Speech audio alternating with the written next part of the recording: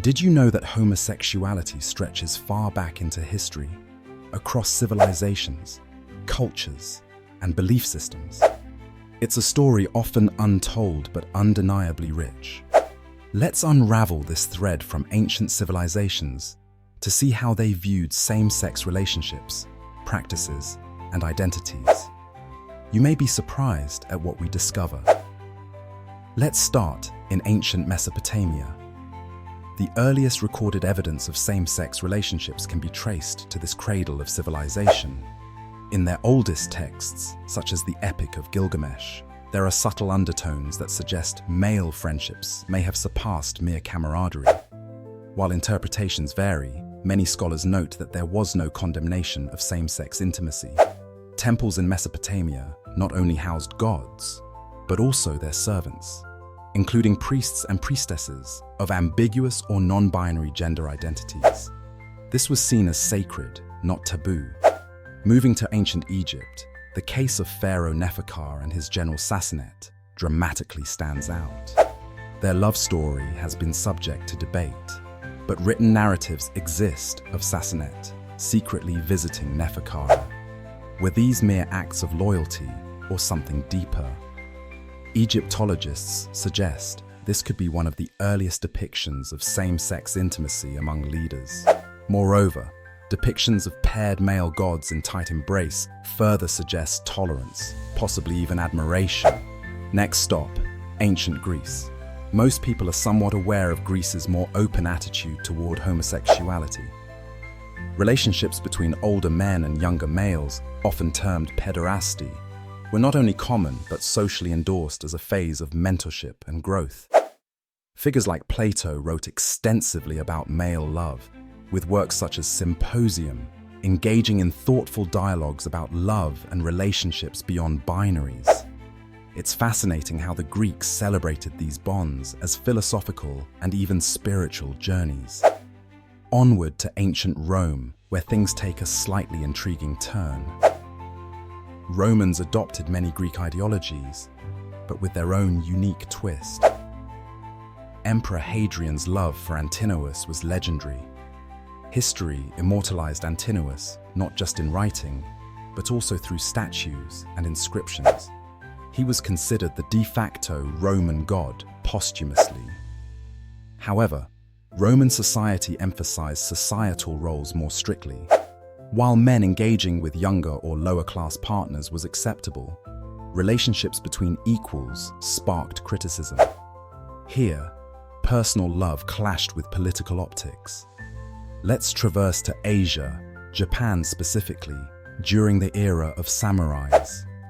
There was a highly culturalized form of same-sex companionship known as wakashudo, or the way of youths.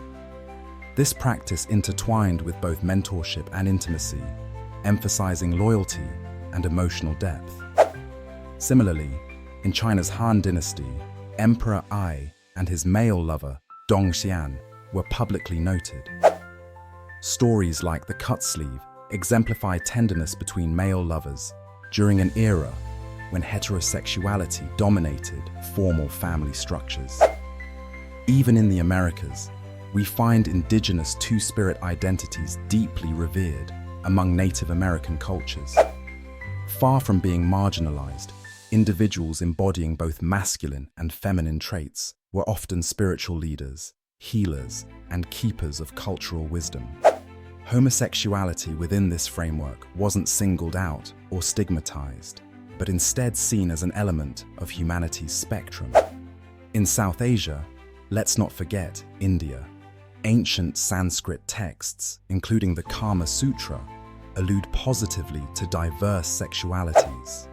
Hindu epics like the Mahabharata feature characters such as Shikandi, a person assigned female at birth, but identified and lived as male.